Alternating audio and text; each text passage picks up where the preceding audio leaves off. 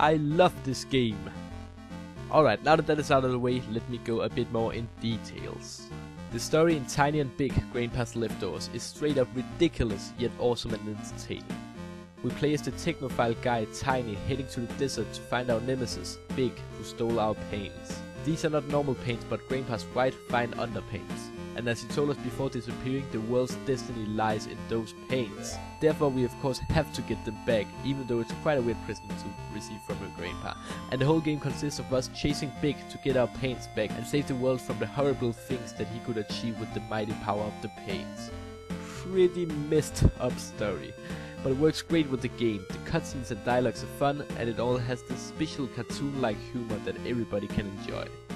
To get the paints back, we have to guide Tiny through 6 levels using a rope, laser and rockets. These 3 items and the way we use them is what makes this game cool. With the laser we are able to cut through stones, wood and parts of buildings in the way we want to. We can use the rope to drag loose objects closer to us and blast them away with the rockets. These mechanics are presented to us in glorious Game Boy style training levels, and I want to go a bit more in detail with how they actually work. We use the laser with the left mouse button, and by moving the mouse we are able to make a straight line in the length and direction we want to. With the right mouse button we can fire a grappling rope on an object, and then drag it by walking in the direction that we wanted. With the middle mouse button we can fire a special kind of rocket on an object. The rocket will stick to the object it hits without any effect, until we press the middle mouse button again, which will make it spit out fire like a jetpack and move the object with high speed until we release the middle mouse button, which will also make the rocket disappear. Besides that, we are able to push objects just by walking into them, and even though our character looks like a spineless weakling, we can actually move some pretty goddamn heavy stuff. Now, none of these things would be entertaining if it wasn't for the amazing physics. This game has probably the best physics engine ever seen in an indie game. It is so true to real life physics that it is mind blowing, and even dragging a rock becomes pure entertainment. Nearly everything you see is destructible, so you can cut, drag and push things as you please, and shape the world pretty much as you want to. Besides the mentioned controls, you run with the WSD keys and jump with the spacebar. You are able to control the camera angle by moving the mouse, and this works perfectly. Based on what I've said so far, you might get the idea that this is just a sandbox game. And it is a sandbox game in the way that you are so free to do whatever you want to, and can have lots of fun just fooling around, but the game also provides a campaign with challenging gameplay. There are not many enemies and obstacles. In fact, the only enemy we encounter in the whole game is Big, that we'll have to fight several times. Besides that, the only thing that will kill you is yourself. There are 2 ways of dying, being crushed by falling objects or falling a long distance. This might seem easy, but we'll suffer these deaths a lot of times when trying to get past the puzzles that are mostly based on tight jumping and controlling, or when trying to dodge the rocks that Big throw at us using the mighty power of the paints. There are never just one solution to a puzzle, and even though the game sometimes provides obvious but fun hints, it is up to you to decide which route you want to take and how you want to take it. There are tons of stuff to explore in this game, including secret bonus levels, unlockable soundtracks and burrowing rocks. Now, don't go like, "What? TheSuperMeatMan, how dare you call the collectible rocks burrowing?" Yeah! Because they're actually named burrowing rocks in the game. In some levels there are around 50 burrowing rocks to find. If you collect them it can unlock your achievements, but besides that I'm not sure if they actually do anything. And that is what I love so much. Even though they provide no kinds of extra points or unlockable stuff, I still couldn't help collecting the burrowing rocks, and I love that a game can actually make a player collect burrowing rocks. The other thing that you can collect is less burrowing and way more funky.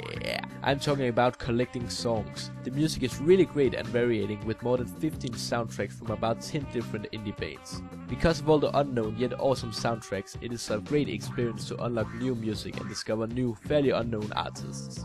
When you unlock the song, you can hear it whenever you want to on our talking radio that we carry around, and it is easy to switch between the different songs. The sound effects are nice and simple. The characters are not voiced, they just exclaim some mumbling sounds to the dialogue being displayed. This works great and fits the fun style of the game. As you probably realized watching this video, the graphics in Tiny and Big are beautiful. The game has a really unique comic style look, and the 3D words popping up illustrating sound effects adds even more to the mood. Even the menu is so lovely to look at. I could look at it for a long time. The character designs are great and the environments are nice, even though I think there could have been some more variation to it, but the game does take place in a desert. In general, I just think that the game lacks a bit of variation when it comes to gameplay.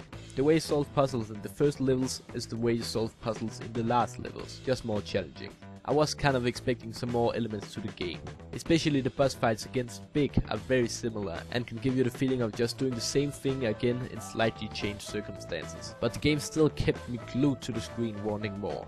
The difficulty is suitable for both noobs and experienced gamers, because the game is fairly challenging but still don't get to the point where it is frustrating, except in a few places where the checkpoint seems way too far away from each other, where it can get really annoying playing the same part again and again.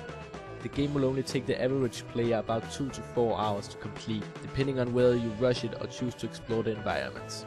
This is not a lot, and that is one of my only complaints about this game, the lack of content. To make this game perfect, the desert should only be the first of maybe 3 worlds.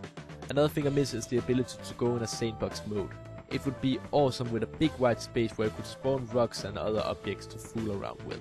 But even though the game is short, it provides a few hours of epicness, and I'd rather that than a long boring game. And to the price of only €10, I will definitely recommend this very unique third-person puzzle platformer.